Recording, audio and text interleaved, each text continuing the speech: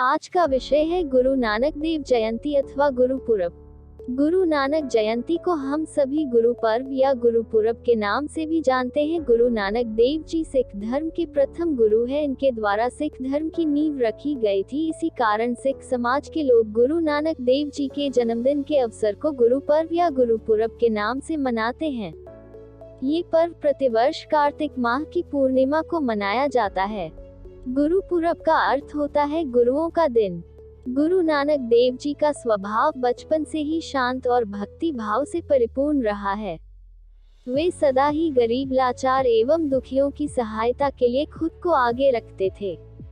इन्होंने अपने विचारों का प्रचार करने के लिए खुद के लिए एक सन्यासी जीवन चुना और कई हिंदू और मुस्लिम प्रांतों में जाकर अपने विचारों का प्रचार किया। वे कट्टर मूर्ति पूजा विरोधी थे। उनके अनुसार ईश्वर सर्वव्यापी है। इन्होंने अपने जीवन के 25 साल अनेकों जगहों पर घूमकर उपदेश देने में बिता दिए। जन्म स्थान और परिवार। उनका जन्म 15 अप्रैल 1469 को तलवंडी, पाकिस्तान में रावी नदी के किनारे शेखुपुरा ग्राम में हुआ था। परंतु कुछ विद्वान इनका जन्म दिवस मूल तिथि के रूप में ही मनाते हैं, जो कि अक्टूबर से नवंबर माह के बीच दिवाली के 15 दिन बाद पड़ने वाली कार्तिक पूर्णिमा को होता है। इनका जन्म मूल रूप से खत्री कुल में हुआ था। इनके पिता का नाम मेहता कालूचंद खत्री था, जो कि पेशे से किसी बड़े राजघराने के पटवारी के पद पर नियुक्त थे, एवं इनकी माता तृप्ता देवी धार्मिक कार्यों में लिप्त रहने वाली महिला थी। इनका जन्म होने पर इनके पिता कालूचंद खत्री एवं माता तृप्ता देवी ने इनका नाम नानक रखा था एवं इनकी बहन का नाम नानकी रखा। श्री गुरु नानक देव जी का बचपन से ही सांसारिक मोह माया से कोई खास लगाव नहीं रहा था। इसी बात पर चिंतित उनके माता पिता ने 19 वर्ष की आयु में इनका विवाह गुरदासपुर जिले के लाखों की गांव की रहने वाली सुलक्षणी नाम की कन्या से करवा दिया और गुरु नानक देव जी और सुलक्षणी जी को प्रथम पुत्र की प्राप्ति हुई, जिसका नाम उन्होंने श्रीचंद, और इसके 4 वर्ष बाद उन्हें दूसरे पुत्र लक्ष्मीदास की प्राप्ति हुई। दूसरे पुत्र की प्राप्ति के बाद में गुरु नानक देव जी ने अपने 4 अनुयायियों के साथ तीर्थ यात्रा पर जाने का निश्चय किया। आपके महान कार्यों एवं समाज के प्रति किए गए कार्यों की वजह से आगे चलकर तलवंडी का नाम ननकाना पड़ गया।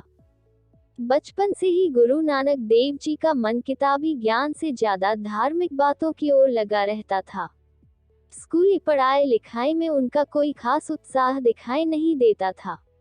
गुरु नानक देव के ईश्वर प्राप्ति के प्रश्नों से स्कूली अध्यापकों ने भी हार मान ली और इनका स्कूल 9 वर्ष की उम्र में ही छूट गया था। गुरु नानक जी की बुद्धि का तेज लोगों ने इनके बचपन में ही देख लिया था। इन्होंने अपने बचपन में ही उर्दू, फारसी और संस्कृत भाषा का ज्ञान प्राप्त कर लिया था। स्कूल छोड़ने के बाद गुरु नानक देव जी का ज्यादा समय साधु संतों के साथ चिंतन मनन एवं भजन कीर्तन करते ही बीतने लगा था। इन पर भरोसा करने वालों में इनकी बहन और उस गांव के क्षेत्रपाल राय बुलार प्रमुख थे। गुरु नानक देव जी द्वारा किए गए कार्य व उपलब्धियां। 1507 में गुरु नानक देव जी अपने 4 साथियों लहना, मर्दाना, बाला और रामदास के साथ एक लंबी यात्रा पर निकल गए, जहां इन्होंने 1521 तक भारत, अरब, अफगानिस्तान और फ्रांस के 4 यात्रा चक्र और लोगों को उपदेश दिए। कालांतर में इनकी यात्रा को उदासियां कहा गया। श्री गुरु नानक देव जी के अनुसार ईश्वर का वास हर जगह है। वे सनातन धर्म की मूर्ति पूजा की मान्यताओं के विपरीत ईश्वर उपासना एवं ईश्वर प्राप्ति का एक अलग मार्ग दिखाते थे। इनके द्वारा हिंदू धर्म की कुरीतियों के सुधार के लिए भी कई कार्य किए गए थे।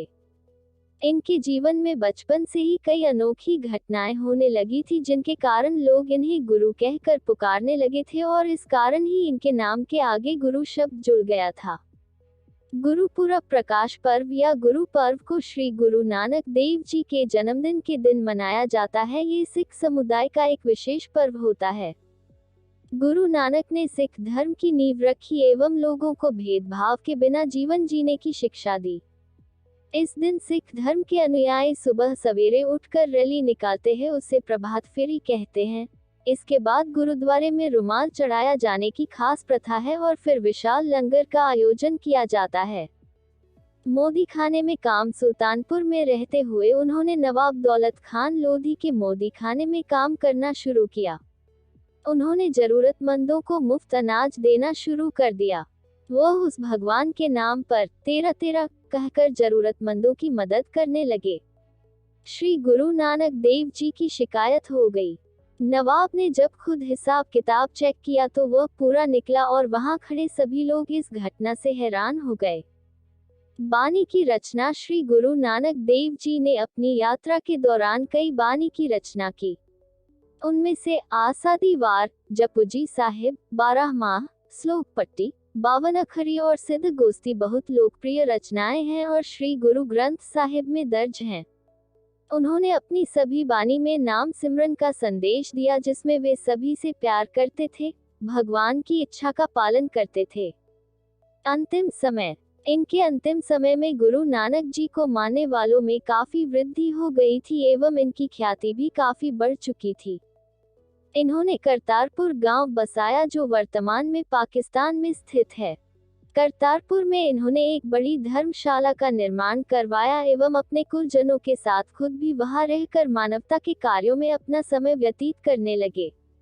अपनी मृत्यु से कुछ समय पहले ही उन्होंने गुरु अंगद देव जी को अपना उत्तराधिकारी बना दिया। इनका पुराना प्रचलित नाम लहना था एवं अंत में 22 सितंबर 1539 को गुरु नानक देव परलोक सिधार गए। उपसंहार। गुरु नानक देव जी सरल स्वभाव के व्यक्ति थे। इन्हें बचपन के समय से ही ऐसा आत्मज्ञान होता था कि जैसे ही ईश्वर उनके कानों में मानवता के लिए कुछ विशेष कार्य करने को कहते हों। वे सांसारिक माया से मुक्त थे। उनका मन सदैव ईश्वर के चिंतन मनन में लगा रहता था। उनके पास जो भी पैसे होते हैं वही या तो गरीबों की मदद में लगा देते या फिर साधु संतों की सेवा में। गुरु नानक साहब ईश्वर भक्ति पर जो देते थे एवं मूर्ति पूजा का खंडन करते थे। इन्होंने अपने जीवन काल में कई लंबी यात्राएं की और लोगों को सही मार्ग बताया था। इनके द्वारा सिख समुदाय की नींव रखी गई एवं ईश्वर भक्ति का नया मार्ग प्रशस्त किया गया। ऐसी और महत्वपूर्ण जानकारी के लिए मेरे चैनल को लाइक, सब्सक्राइब और शेयर करें।